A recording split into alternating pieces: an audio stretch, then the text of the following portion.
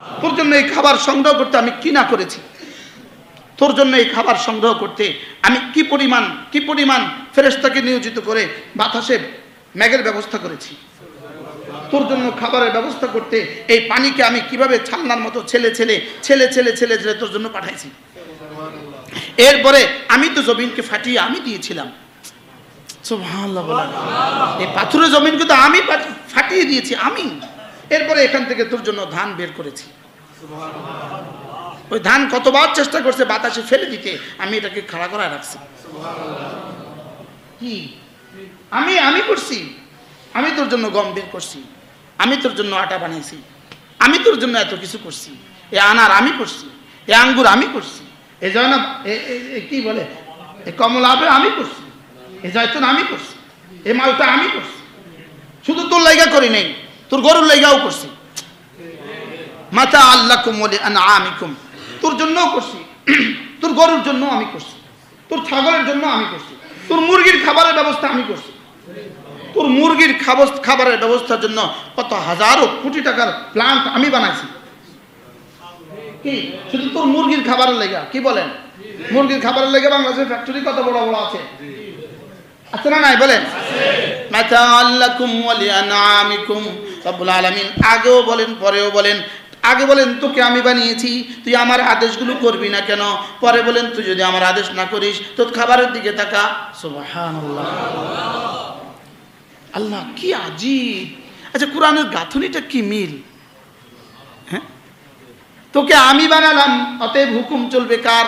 হুকুম চলবে আমার, আদেশ চলবে আমার, আদেশ চলবে কার? আল্লাহ।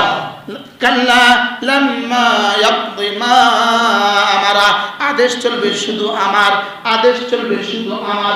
আমার আমরগুলো তুই করতেই হবে, আমার আমরগুলো তোকে করতেই হবে, আমার আদেশগুলো তোকে করতেই হবে, আর আমার রাসূলের আদেশগুলো তোকে করতেই হবে। বুঝতেছেন কিছু? যারা শুধু জুমায় হাজিরা দিতে আসছেন, ইনাদের কানে মনে হয় কথাগুলোই ঢোকে না, আমার মনে বুঝেন না।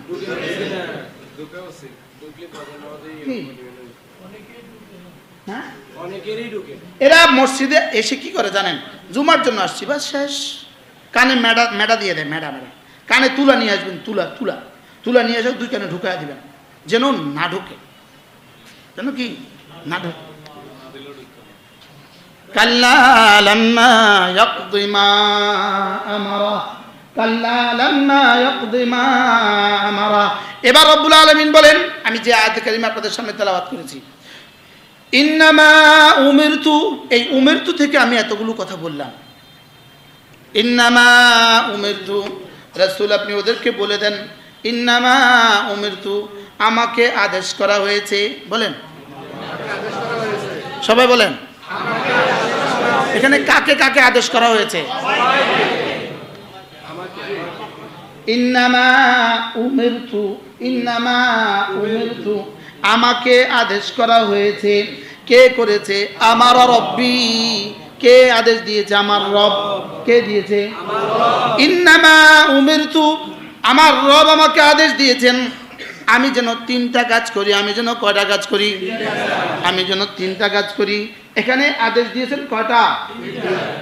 আরো আয়াত আছে কোরআনে কারিমে, আরো অনেক আয়াত আছে। আমি আজকে যেটা পড়ছি সেটা শোনাচ্ছি আপনাকে।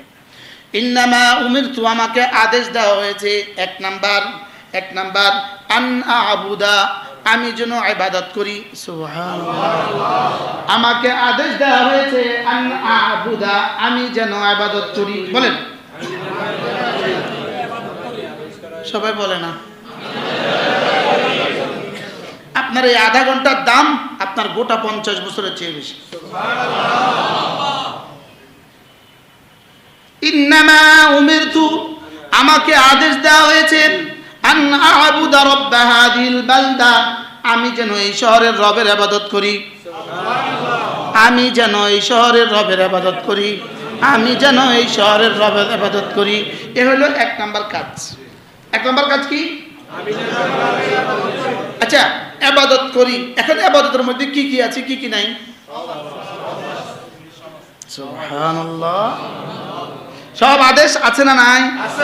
সব নিষেধ ছেড়ে দেওয়া আছে না নাই? গোটা কোরআন যা আন আ'বুদা রাব্বা হাযিল বালদাতা, গোটা বুখারী, মুসলিম, তিরমিজি, আবু দাউদ, নাসাঈ, মুওয়াত্তা মালিক, মুওয়াত্তা মুহাম্মদ, তাহাবি যা আন আ'বুদা রাব্বা হাযিল বালদাতা। কি বুঝছেন? আরো সহজও আছে, আন আ'বুদা, এটাই হলো ইয়াকা না'বুদু, ইয়াকা না'বুদু, ইয়াকা না'বুদু। যারা জুমাতে এসে ইয়াকা না'বুদু বলে, লেকিন আসরে যারা আসে না এরা মুনাফিক। এটা কি? এই কোন মুমিনে কামেল ইচ্ছাকৃত নামাজ ছাড়তে পারে না, বলেন? কোন মুমিনে কামেল ইচ্ছাকৃত নামাজ কে কে কে ইচ্ছাকৃত? আপনারা কি বলবেন আমার জানা নাই। রাস্তাঘাটে যে মানুষগুলো নামাজের সময় হাঁটে, দোকানে থাকে, রাস্তায় হাঁটে, এদেরকে এরা আসমানওয়ালার দৃষ্টিতে মানুষই না। কি বলছি বলেন? প্রশ্নই আসে না। যেমন এই রাস্তায় কুকুরও চলে, বেনামাজিও চলে। আরশের মালিক ওইদিকে আর এদিকে তাকায়া ওরে এর থেকে নিকৃষ্ট বলে। হুজুর কথা ওয়াজ এগুলো শক্ত হয়ে যায়, জানা নাই কয়দিন আর বলতে পারবো। রমজান মাসে রোজা রাখে না এরা, আর কুত্তা রব দেখে এটা কুত্তা, এটা বেরোজগারি, এটা কুত্তা, এটা বেরোজগারি, এটা চেয়ে নিকৃষ্ট। আপনি কি মনে করেছেন তাইলে বেপর্দা নারী? বলেন, কত শক্ত হয়ে গেছে। আপনার কি খেয়াল? আপনার খেয়ালটা কি?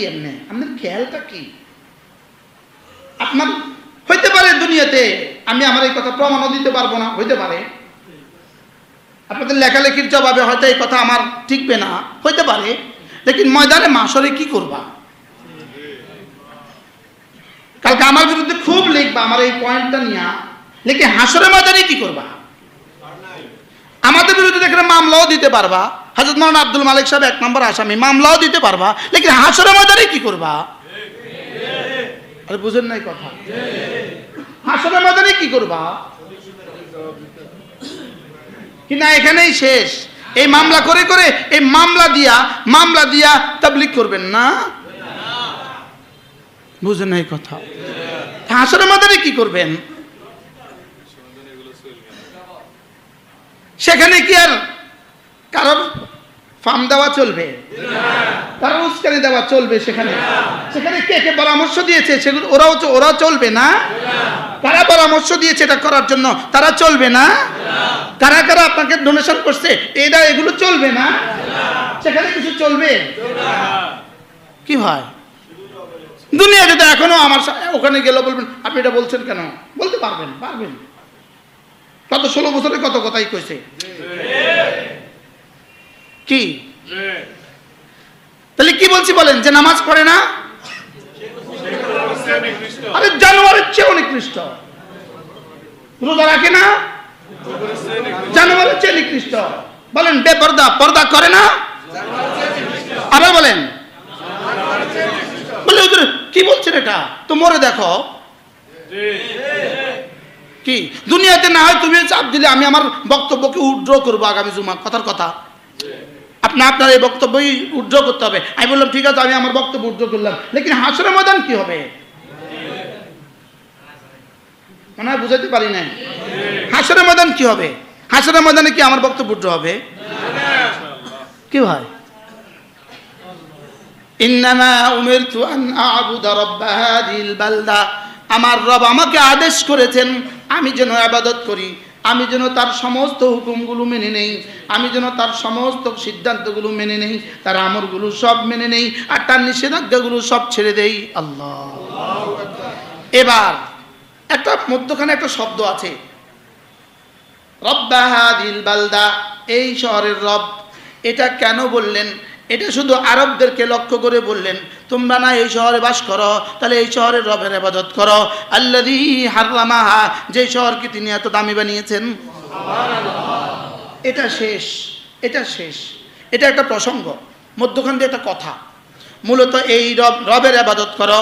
এবার রব্বুল আলামিন বলেন, এই রব কেমন শুনো, যার তুমি ইবাদত করবা তিনি কেমন, যার তুমি ইবাদত করবা তিনি কেমন। আল্লাযী না'বুদুহু, তিনি কেমন। ওয়ালাহু কুল্লু শাই, ওয়ালাহু কুল্লু শাই, তিনি কেমন। সাত আসমানে যা সব যার, সাত জমিনে যা সব যার। এটা কি বললেন? এটা কি বললেন আল্লাহ তাআলা? কেন বললেন এই কথাটা? এই কথাটা বলে আমাকে দুটো দিক দেখালেন। শোনো, তুমি যদি ইবাদতের হক আদায় করো তো তুমি ঘাবড়াবার কোনো কারণ নাই। তুমি অমুকের হক আদায় করেছো। ওয়ালাহু কুল্লু শাই, পৃথিবীর যা আছে সব যার। কি তুমি শুধু স্কাইল্যাব কোম্পানির মালিকের হক আদায় করো নাই, তুমি স্কয়ারের মালিকের হক আদায় করো নাই, তুমি যার হক আদায় করেছো তিনি ওয়ালাহু কুল্লু শাই। পড়েন, ওয়ালাহু কুল্লু শাই অর্থ কি?